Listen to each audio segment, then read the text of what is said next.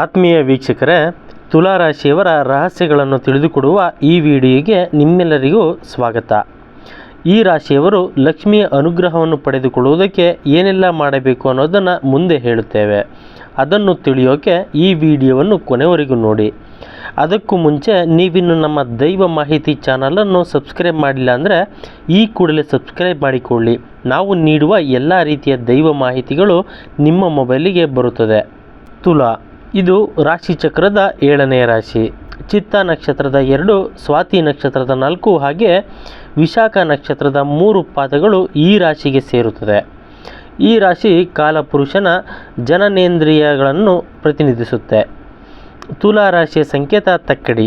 ಎಲ್ಲರನ್ನು ಒಂದೇ ತಕ್ಕಡಿಯಲ್ಲಿಟ್ಟು ತೂಗುವ ಜನ ಈ ರಾಶಿಯವರು. ವ್ಯಕ್ತಿತ್ವ ಹಾಗೂ ಆಲೋಚನೆ ಎರಡನ್ನೂ ಬ್ಯಾಲೆನ್ಸ್ ಮಾಡುತ್ತಾರೆ. ಇವರ ತಕ್ಕಡಿಯಲ್ಲಿ ನ್ಯಾಯಕ್ಕೆ ತೂಕ ಜಾಸ್ತಿ, ಆದರೆ ಇವರ ವ್ಯಕ್ತಿತ್ವ ತೂಕ ಎಷ್ಟು ಎನ್ನುವ ಸೀಕ್ರೆಟ್ಗಳನ್ನು ನಾವೀಗ ನೋಡೋಣ. ತುಲಾ ರಾಶಿಯ ಅಧಿಪತಿ ಶುಕ್ರ. ಇದರ ಪ್ರಕಾರ ಹೇಳುವುದಾದರೆ ಸರಾಸರಿ ಎತ್ತರವನ್ನು ಹೊಂದಿದ್ದು ಎತ್ತರಕ್ಕೆ ತಕ್ಕ ತೂಕವನ್ನು ಹೊಂದಿರುತ್ತಾರೆ. ಅಂಡಾಕಾರದ ಮುಖ ಹಾಗೂ ಒಳ್ಳೆಯ ಮುಖ ಲಕ್ಷಣ. ಉದ್ದವಾದ ಕುತ್ತಿಗೆ ಹಾಗೂ ಸುಂದರವಾದ ಬಾದಾಮಿ ಆಕಾರದ ಕಣ್ಣುಗಳು. ಸುಂದರವಾದ ಗಲ್ಲ, ದುಂಡು ಮುಖದ ಕೆನ್ನೆ ಜೊತೆಗೆ ಡಿಂಪಲ್ಗಳೇ ಇವರು ಅಟ್ರಾಕ್ಟಿವ್ ಆಗಿ ಕಾಣಿಸುವ ಸಂಕೇತ. ಮೋಡಿ ಮಾಡುವ ವ್ಯಕ್ತಿತ್ವ, ಕೆಲಸ ಮಾಡುವ ಜಾಗ ಮತ್ತು ಸುತ್ತಮುತ್ತಲಿನ ಜನರ ಜೊತೆ ಹೊಂದಿಕೊಂಡು ಹೋಗುವುದು ಕಷ್ಟದ ಕೆಲಸವೇ ಅಲ್ಲ. ಜಗಳವಾದಗಳಿಂದ ದೂರ ಮತ್ತು ಹಠ ದ್ವೇಷ ಸಾಧಿಸದೇ ಇರುವ ಸ್ವಭಾವ. ಜಗಳ ಮತ್ತು ಭಿನ್ನಾಭಿಪ್ರಾಯ ಸೃಷ್ಟಿಸುವುದಕ್ಕೂ ಕೂಡ ಇಷ್ಟಪಡುವುದಿಲ್ಲ. ಉತ್ತಮ ವ್ಯಕ್ತಿಗಳು ಅಂತ ಕೂಡ ಇವರಿಗೆ ಹೇಳಬಹುದು. ಜನಗಳ ಮಧ್ಯೆ ಒಳ್ಳೆಯ ಸಂಬಂಧವನ್ನು ಸರಿದೂಗಿಸುವ ಶಕ್ತಿ ಇವರಲ್ಲಿದೆ. ಇವರು ಫ್ರೆಂಡ್ಲಿ ನೇಚರ್, ಅಟ್ರಾಕ್ಟಿವ್ ಹಾಗೂ ಫೇಮಸ್ ಕೂಡ ಆಗಿರುತ್ತಾರೆ. ಇವರನ್ನು ಯಾವುದೇ ಡೌಟ್ ಇಲ್ಲದೆ ನಂಬಬಹುದು. ತುಂಬ ಬುದ್ಧಿವಂತರಾಗಿರುವರು. ಇವರು ಪ್ರಾಕ್ಟಿಕಲ್ ಆಗಿ ಪ್ರಾಬ್ಲಮ್ಗಳನ್ನು ಬಗೆಹರಿಸುತ್ತಾರೆ. ಸಂತೋಷ, ಪಾಸಿಟಿವ್ ಯೋಚನೆಗಳು, ಸಹಾಯ ಮಾಡುವ ಗುಣಗಳು ಇವರ ಬೆನ್ನೆಲುಬು. ಕೆಲವೊಮ್ಮೆ ಅವರ ಮನಸ್ಥಿತಿ ಹಾಗೂ ಯೋಜನಾ ವಿಧಾನಗಳು ಕೂಡ ಬದಲಾಗುತ್ತಾ ಹೋಗಿರುತ್ತದೆ. ಹಾಗಾದರೆ ಯಾವುದಾದರೂ ಒಂದು ವಿಚಾರ ಬಂದರೆ ಅದಕ್ಕೆ ಉತ್ತರ ಸಿಗುವವರೆಗೂ ಸಮಾಧಾನವೇ ಇಲ್ಲ. ಈ ಸಮಯದಲ್ಲಿ ನೆಗೆಟಿವ್ ಆಗಿ ಯೋಚನೆ ಮಾಡಿ ಕೂಡ ಬೇರೆಯವರನ್ನು ನೋಯಿಸುತ್ತಾರೆ. ಬೇರೆ ಮಾತು ಕೂಡ ಕೇಳದೆ ತಮ್ಮದೇ ಲೋಕದಲ್ಲಿ ಕಳೆದು ಹೋಗಬಹುದು. ಪವರ್ಫುಲ್ ಆಗಿರುತ್ತಾರೆ. ಹೆಚ್ಚು ಶ್ರಮಪಟ್ಟು ಕೆಲಸವನ್ನು ಕೂಡ ಮಾಡುತ್ತಾರೆ. ಇವರು ತಮ್ಮ ಜೀವನ ಸಂಗಾತಿಯನ್ನು ಹುಡುಕೋಕೆ ತುಂಬಾ ಸಮಯ ತೆಗೆದುಕೊಳ್ಳುತ್ತಾರೆ. ಈಗಾಗಲೇ ಯಾರನ್ನಾದರೂ ಪ್ರೀತಿ ಮಾಡುತ್ತಿದ್ದರೆ ಅವರನ್ನು ಕೊನೆವರೆಗೂ ಕಾಪಾಡಿಕೊಳ್ಳಲು ಪ್ರಯತ್ನ ಪಡುತ್ತಾರೆ. ಮಾತು ಮತ್ತು ಪ್ರೀತಿಯಿಂದ ಎಲ್ಲರ ಮನಸ್ಸನ್ನು ಗೆಲ್ಲುವುದು ಇವರ ಗುಣ. ಅಪರಿಚಿತರನ್ನು ಕೂಡ ಮಾತಿನ ಮೂಲಕನೇ ಸ್ನೇಹಿತರನ್ನಾಗಿ ಮಾಡಿಕೊಳ್ಳುವುದು ಇವರು. ಇವರನ್ನು ಒಂಟಿಯಾಗಿ ಕಾಣುವುದು ಅಪರೂಪ. ಯಾವಾಗಲೂ ಜನರ ಜೊತೆ, ಪ್ರೀತಿ ಪಾತ್ರರ ಜೊತೆ ಇರುವುದೇ ಇವರಿಗೆ ಇಷ್ಟ. ಇವರು ಪ್ರೀತಿ ಪಾತ್ರರ ಹತ್ತಿರ ಯಾವುದೇ ವಿಷಯಗಳನ್ನು ಸೀಕ್ರೆಟ್ ಮಾಡುವುದಿಲ್ಲ. ಇವರಿಗೆ ಅನಾರೋಗ್ಯ ಆಗುವುದು ತುಂಬಾ ಕಡಿಮೆ ಅಂತ ಹೇಳಬಹುದು. ಯಾವಾಗಲೂ ಸುಂದರವಾಗಿ ಕಾಣಬೇಕು ಅಂತ ಬಯಸುತ್ತಾರೆ. ಆದರೂ ಸಾಮಾನ್ಯವಾಗಿ ಬೆನ್ನು ನೋವು, ಲಿವರ್, ಕಿಡ್ನಿಗೆ ಸಂಬಂಧಪಟ್ಟ ಸಮಸ್ಯೆಗಳು ಇವರಿಗೆ ಕಾಡುತ್ತದೆ. ಬಯಸಿದ್ದು ಸಿಗದೇ ಇದ್ದಾಗ ತುಂಬ ಹತಾಶರಾಗುತ್ತಾರೆ. ಹೆಚ್ಚಿನ ಕೊಬ್ಬಿನಾಂಶದ ಆಹಾರದಿಂದ ಮತ್ತು ಮದ್ಯಪಾನದಿಂದ ದೂರ ಇದ್ದರೆ ಒಳ್ಳೆಯದು. ಇಸುಬಿನಂತಹ ಚರ್ಮ ರೋಗದ ಕಾಯಿಲೆಗಳು ಈ ರಾಶಿಯವರಿಗೆ ಇರುತ್ತದೆ. ಆದ್ದರಿಂದ ಈ ರಾಶಿಯವರು ಟೆನ್ಷನ್ ಮಾಡಿಕೊಳ್ಳದೆ ಯಾವಾಗಲೂ ಖುಷಿಯಿಂದ ಇರಬೇಕು. ಈ ರಾಶಿಯವರು ಸೋಮಾರಿತನವನ್ನು ತೋರಿಸದೆ ಶುದ್ಧ ಆಹಾರ ಹಾಗೂ ಸಾಕಷ್ಟು ನೀರು ಸೇವಿಸುವುದು ಒಳ್ಳೆಯದು. ಯೋಗ ಮತ್ತು ಧ್ಯಾನ ಈ ರಾಶಿಯವರಿಗೆ ತುಂಬಾ ಸೂಕ್ತವಾಗಿದೆ. ತುಲಾ ರಾಶಿಯವರ ವೃತ್ತಿ ಜೀವನದ ಸೀಕ್ರೆಟ್ಗಳನ್ನು ಈಗ ನೋಡೋಣ.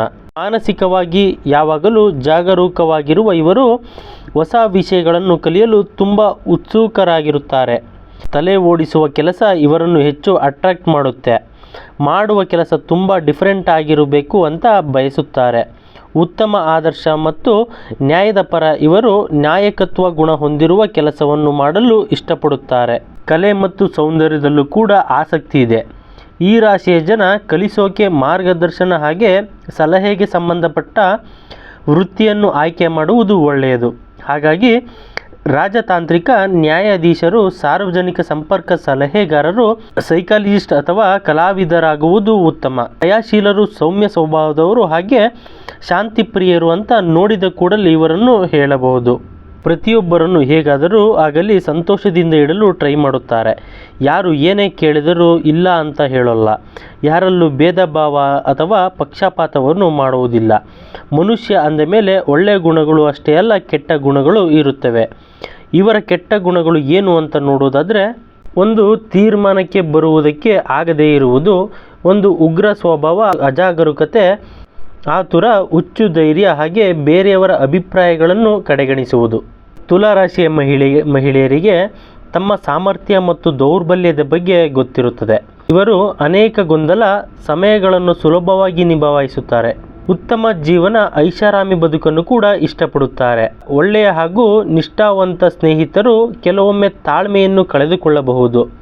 ಸಾಮಾನ್ಯವಾಗಿ ಕೊನೆ ಕ್ಷಣದಲ್ಲಿ ತಮ್ಮ ನಿರ್ಧಾರವನ್ನು ಬದಲಾಯಿಸುವ ಜನ ಇವರು. ಅವರ ಆಲೋಚನೆಗಳು ಕೆಲವೊಂದು ಸಲ ಅಂದಾಜು ಕೂಡ ಮಾಡುವುದಕ್ಕಾಗುವುದಿಲ್ಲ. ಇನ್ನು ತುಲಾರಾಶಿಯ ಪುರುಷರು ಒಳ್ಳೆಯ ಹಾಗೂ ಸರಿಯಾದ ಕೆಲಸವನ್ನು ಮಾಡುವುದಕ್ಕೆ ಬಯಸುತ್ತಾರೆ. ಅವರ ದಾರಿಗೆ ಅಡ್ಡ ಆಗೋಕೆ ಯಾರಿಗೂ ಬಿಡುವುದಿಲ್ಲ. ಎಲ್ಲರಿಗೂ ಒಳ್ಳೆಯದನ್ನೇ ಮಾಡೋಕೆ ಬಯಸುತ್ತಾರೆ. ಆದರೂ ಮುಖ ಸೌಂದರ್ಯವನ್ನು ಬಯಸುವವರು ಮನಸ್ಸನ್ನು ಅರ್ಥ ಮಾಡಿಕೊಳ್ಳುವುದರಲ್ಲಿ ವಿಫಲರಾಗುತ್ತಾರೆ.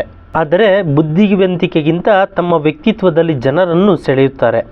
ಚೆನ್ನಾಗಿ ರೆಡಿಯಾಗಿ ಪಾರ್ಟಿ ಹಾಗೂ ಸಾಮಾಜಿಕ ಕಾರ್ಯಕ್ರಮಗಳಲ್ಲಿ ಮಿಂಚುತ್ತಾರೆ. ಡೀಸೆಂಟ್ ಹಾಗೂ ಅಟ್ರಾಕ್ಟಿವ್ ಆದ ಸೌಂದರ್ಯ ಇವರಿಗಿಷ್ಟ.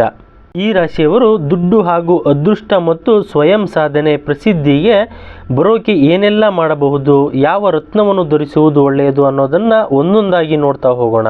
ತುಲಾರಾಶಿಗೆ ಭಾಗ್ಯಾಧಿಪತಿ ಬುಧ. ಆದ್ದರಿಂದ ದುಡ್ಡು ಮತ್ತು ಅದೃಷ್ಟ ಕುಲಾಯಿಸೋಕೆ ಪಚ್ಚೆ ಅಥವಾ ಹೆಮರೈಡ್ ಧರಿಸಬೇಕು. ಹಸಿರು ಬಣ್ಣದ ಬಟ್ಟೆ ಧರಿಸುವುದು ಕೂಡ ತುಂಬಾ ಉತ್ತಮ. ಇನ್ನು ಪೂರ್ತಿ ಛಲ ಹಾಗೂ ಸ್ವಯಂ ಸಾಧನೆಗೆ ಡೈಮಂಡನ್ನು ಧರಿಸಬೇಕು. ಅಥವಾ ಚೀಪ್ ಆಲ್ಟರ್ನೇಟಿವ್ ಆಗಿ ಪಚ್ಚೆ ಮಾಣಿಕ್ಯ ಅಥವಾ ಲ್ಯಾಬ್ನಲ್ಲಿ ತಯಾರಿಸಿದಂತಹ ವಜ್ರವನ್ನು ಬಳಸಬಹುದು.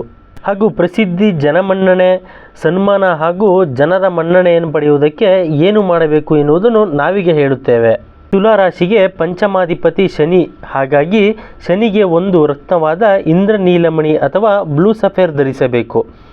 ಈ ರಾಶಿಯವರು ಸರಸ್ವತಿ ಹಾಗೂ ಚಂದ್ರನನ್ನು ಪೂಜೆ ಪ್ರಾರ್ಥನೆ ಮಾಡುವುದು ಸೂಕ್ತ. ಈ ರಾಶಿಯ ಅಧಿದೇವತೆ ಶುಕ್ರ. ಹಾಗಾಗಿ ಶುಕ್ರವಾರವನ್ನು ಇಷ್ಟದ ದಿನವಾಗಿ ಮಾಡಿಕೊಳ್ಳಬಹುದು.